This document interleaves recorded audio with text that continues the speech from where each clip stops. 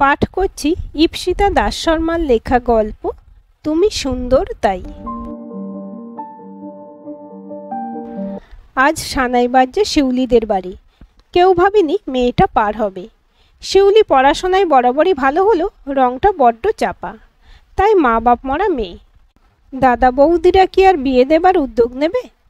সত্যি কেউ তেমন উদ্যোগ নেয়নি, তবু বিয়েটা হয়েই গেল। গান শেখাতে আসতো যে ছেলেটা, গোপাল নাম, চাঁদপাড়ার আচার্য বাড়ির ছেলে গো। জাত ধর্ম আর কিছু রইল না গায়ে। তাও তো মেয়েটার হিল্লে হলো। দেখছো না কি খাওন দাওনের ছিঁড়ি। কাগজের মোড়ক থেকে সুগন্ধি পান মুখে পুড়ে চিবুতে চিবুতে অন্ধকার গ্রামের রাস্তায় এমনই সমালোচনা চলতে থাকে। শশাঙ্ক মাঝে বনে সম্প্রদান করে উঠে এসে এক গ্লাস ঘোলের শরবত মুখে তুলতে গিয়েই এমন দু এক টুকরো সমালোচিত শব্দে দিশেহারা বোধ করেন। গাঁ ঘরের মানুষ এমনই, কারোর ভালো দেখতে পারে না, তাদের মন পাওয়াও দুষ্কর। কিনা করেছেন তিনি বিয়ের আয়োজনে। বরযাত্রী, পাড়া ঘর, আত্মীয় স্বজন সকলের মন জয় করতে চেয়েছেন শশাঙ্ক। ঘি ভাত, বেগুন ভাজা, সোনামুগের ডাল, নতুন কেতা সরু সরু আলু ভাজা, কাতলা মাছের কালিয়া, চাটনি, পাঁপড়, দই, মিষ্টি, সন্দেশ আর মিষ্টি পান। তাও মানুষের মন পাওয়া যায় না। পাঁঠার মাংস করার ক্ষমতা তার নেই। এই আয়োজন করতেই 2 বিঘা জমি বেচতে হলো শশাঙ্ককে। এখন মেয়েটা যে শ্বশুরবাড়ি গিয়ে কী অবস্থায় পড়বে সেই ভাবনাতেই অস্থির শশাঙ্ক। মনে মনে মাকে ডাকেন। শ্যামা মায়ের চরণ স্মরণ করা ছাড়া আর কী বা করতে পারেন তিনি। শিউলি যে বছর মাধ্যমিক পাশ করলো ফার্স্ট ডিভিশনে, সেই বছর থেকে গোপাল আসছে এ বাড়িতে ওকে গান শেখাতে। এত ভালো নাম্বার নিয়ে পাশ করলি, বল কি চাস? দাদার প্রশ্রয় পেয়ে শিউলি আদুরে গলায় গান শিখতে চেয়েছিল। মায়ের হারমোনিয়ামটা তো পড়েই আছে বর্দা, এইবার আমি একটু ভালো করে গান শিখি।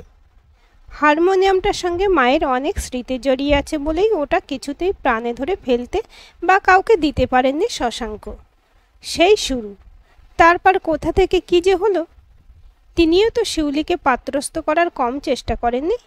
যাকেই বলেছেন সেই বলেছে, মেয়ের গায়ের রং বড় কালো দাদা, যদি ভালো মতো পণের ব্যবস্থা করতে পারো তো চেষ্টা করে দেখতে পারি। না, তেমন টাকার সংস্থান তার নেই, তবে অভাবও নেই মায়ের কৃপায়। মোটা ভাত কাপড় জুটে যায়। শিউলিটাই জোর করে পড়াশোনা চালিয়ে গেল। 2 দিদিকে অবশ্য অনেক ছোটবেলাতেই পার করে গেছেন মা। 2 দিনের ম্যালেরিয়া জ্বরে মা ইহলোক ছেড়ে চলে না গেলে শিউলিরও কবেই বিয়ে দিয়ে দিতেন। এখন ভালোই ভালোই সব মিটলে বাঁচেন শশাঙ্ক। লোকে তো এমন 2 কথা বলবেই, সকলের গাজে জ্বলছে হিংসেতে। এসব তাই গায়ে মাখতে নেই। এ বীরত্ব আজকের নয়, গত 3 বছর ধরে চলছে। শিউলি বিয়ে পাশ করার পরেই জানিয়েছিল ওর বৌদিকে, কেন তোমরা এত খরচ করে মেয়ে দেখার ব্যবস্থা করছো? কেউ আমায় পছন্দ করবে না, শুধু মিষ্টি খেয়ে চলে যাবে। এসব বন্ধ করো বৌদি। আমি যদি চাকরি বাকরি পাই তো একজনকে বিয়ে করব বলে ঠিক করেছি। বৌদির কাছে প্রকাশ করা সেই কথা দাদারা জানলো, দিদি জামাইবাবুরা জানলো। গোপালের বাড়িতে আসা বন্ধ হলো। শিউলি আরও পড়তে চাইলো, তাকে বিশ্বাস করে ছাড়তে পারলো না কেউ। সে গৃহবন্দী হয়েই রইল প্রায় 3 বছর। একটার পর একটা সম্বন্ধ এলো আর গেল। ও মেয়ের আর বিয়ে হয়? বদনাম রটে গেছে যে। দেখো, ছেলের বাড়ির লোক খোঁজখবর নিয়ে কেটে পড়ে। শশাঙ্ক বউয়ের কথায় তাই হাল ছাড়লেন। এই বছর পুজোর পর গোপাল এলো তার পিসেমশাইকে সঙ্গে নিয়ে। বিজয়ার প্রণাম কেউ করতে এলে তাকে তো আর বার করে দেওয়া যায় না, তার উপর হাজার হোক ব্রাহ্মণ সন্তান। অনেকেই বলে ওরা নাকি অগ্রদানী বামুন, তাই সমাজে কলকে পেতে ঠাকুরদা বৈষ্ণব হয়েছিলেন। বাপ মায়েরও কণ্ঠী আছে।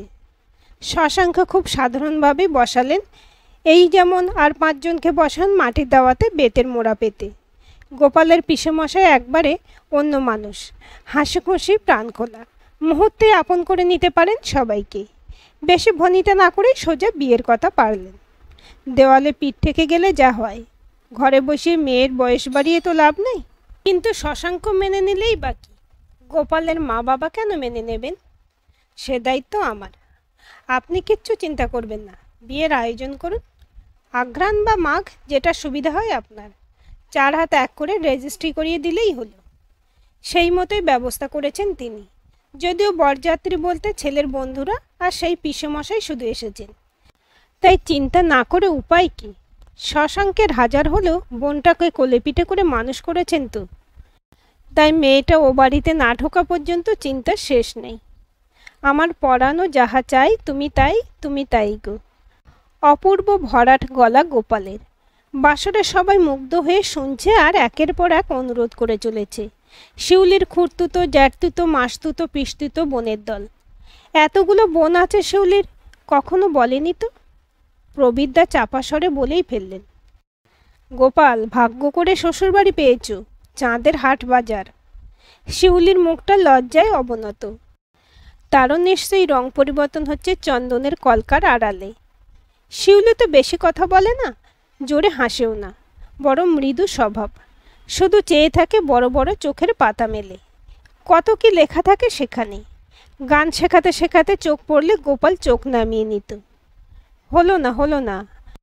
আশাবরীর আরোহীতে গা বর্জিত, আর অবরোহীতে কমল গা। তুমি কি করলে? পকর গাইতে গিয়ে গা লাগিয়ে দিলে। কি হবে এই দেখো, র ম প ন দ প ম গ। বুঝলে, শুদ্ধ গা লাগবেই না। মাথা নেড়ে মুখ নামিয়ে নিত শিউলি, চেষ্টা করতো ঠিকঠাক গাইবার। কিন্তু গোপাল খেয়াল করেছে সে চোখ সরালে মেয়েটা তার দিকে ড্যাব ড্যাব করে চেয়ে থাকে। একদম গরুর মতো চোখ। গলাটা কিন্তু ভারী মিষ্টি। কিন্তু গোপালের চোখে তখন স্বপ্ন আর নিজেকে প্রমাণ করার অদম্য চেষ্টা। ভাই ITI নিয়ে পড়তে চাকরি নিয়ে চলে গেছে সুরাটে। সেই সংসারের হাল ধরেছে বলতে গেলে। মাসে মাসে টাকা পাঠায়, অথচ গোপাল BCom পাশ করে ঘুরে বেড়াচ্ছে।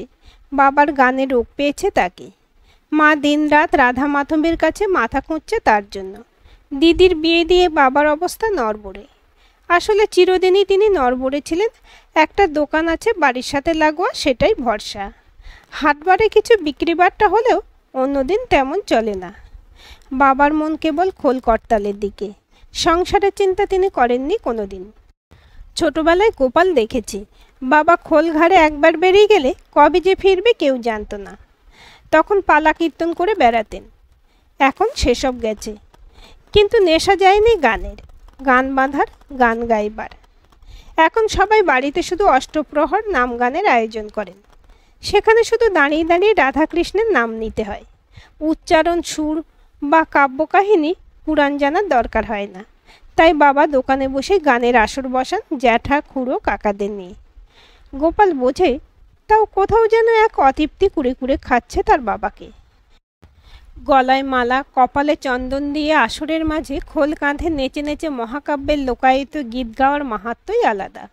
সেই সম্মান, সেই রসাস্বাদন নেই পাড়াঘরের মানুষকে গান শুনিয়ে। অর্থমূল্য তো নেই। মুহুর্মুহু হরিধ্বনি, উলু, শঙ্খ কিছুই নেই। গোপাল নাড়া বেঁধেছিল গ্রাম ছেড়ে অনেক দূরে দমদমে, লাহিড়ী জ্যাঠার কাছে। তিনি রাগরাগিনীর বিশারদ সকলের গুরুজি।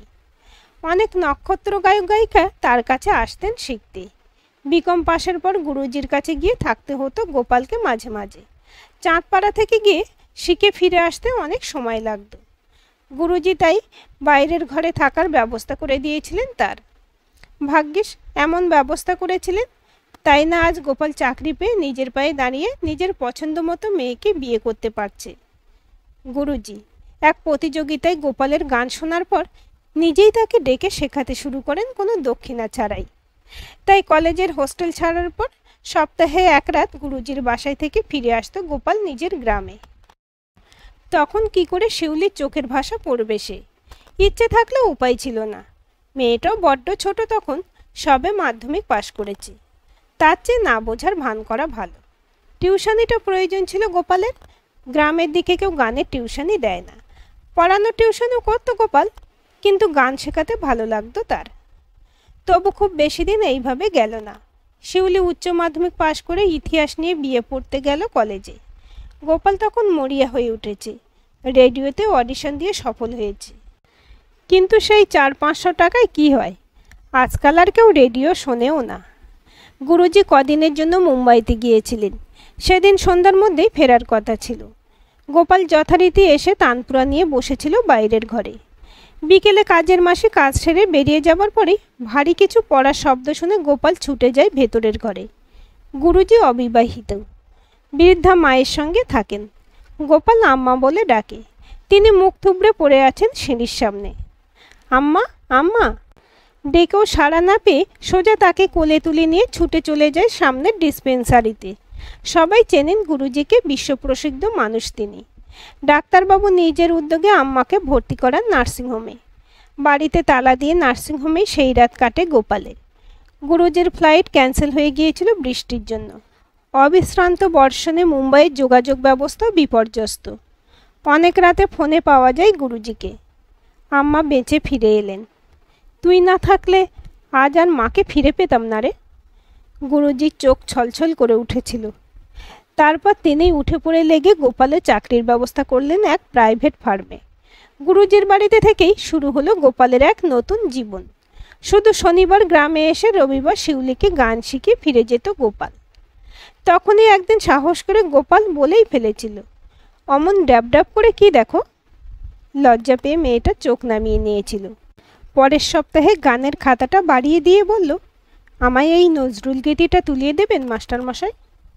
খাতায় গোটা গোটা অক্ষরে লেখা, তুমি সুন্দর তাই চেয়ে থাকি প্রিয়, সে কি মোর অপরাধ।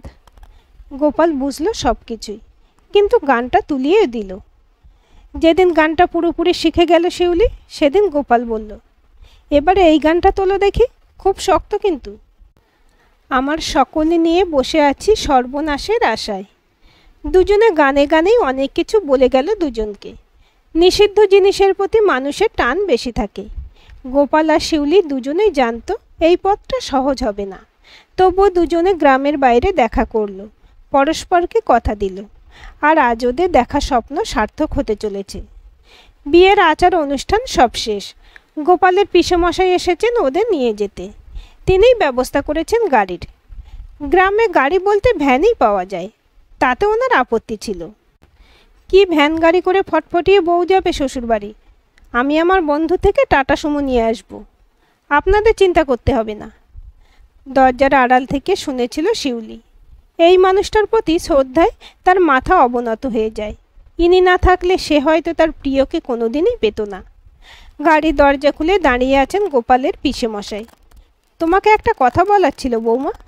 দেখো, সব মায়েদেরই ইচ্ছে থাকে নিজের ছেলের বউ নিজে পছন্দ করে আনার। আজকাল সে যুগ নেই ঠিকই, কিন্তু তোমার শ্বশুর শাশুড়ির কথাটা একবার ভাবো। যদি ও বাড়িতে কোনো অপ্রীতিকর ঘটনার সম্মুখীন হও তো ভুল বুঝো না, নিজ গুণে ক্ষমা করে দিও। ক্ষমা করলে কেউ ছোট হয় না বৌমা, আর ওরা তো তোমার গুরুজন। শিউলি মাথা নাড়ে নীরবে। সত্যিই তো, তারা হয়তো তাদের সমাজের কাছেও হেয় হচ্ছেন এই বিয়ের জন্য। গোপাল এসে গেছে। সে এতক্ষণ শালিদের আবদারের টাকা মেটাচ্ছিল। মায়ের নাম নিয়ে গাড়িতে বসে শিউলি। বুকের মধ্যে ধুকফুক করে তার। প্রিয়কে পাবার নীরব তপস্যা তার আজ সার্থক হতে চলেছে। এত সুন্দর গোপাল যে তার থেকে চোখ ফেরাতেই পারত না শিউলি। আহা, গানের গলাখানা এমন, মন ভরে যায় শুনে। এমন মানুষের জন্য ও সব করতে পারে। নিজেকে মনে মনে প্রস্তুত করে শিউলি। গোপালদের বাড়িও আর 5টা গ্রামের বাড়ির মতোই, তবে বিরাট ফাঁকা জায়গা। হাট বসে সেখানে। গাড়ি গিয়ে দাঁড়ায় সেই মাঠের শেষ ঝাঁপ ফেলা দোকানটার সামনে।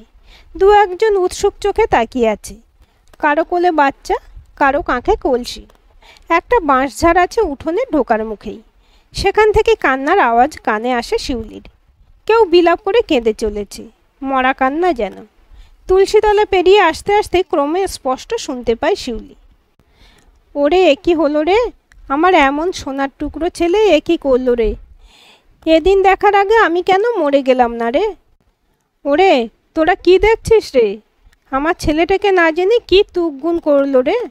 কত কত লোক আমার ছেলের জন্য কাঁড়ি কাঁড়ি টাকা নিয়ে বসেছিল রে। ও ঠাকুরজি গো, আমার একই সর্বনাশ করলে গো। গোপালের মা কেঁদেই চলেছেন নিকানো উঠানের এক কোণে পা ছড়িয়ে বসে।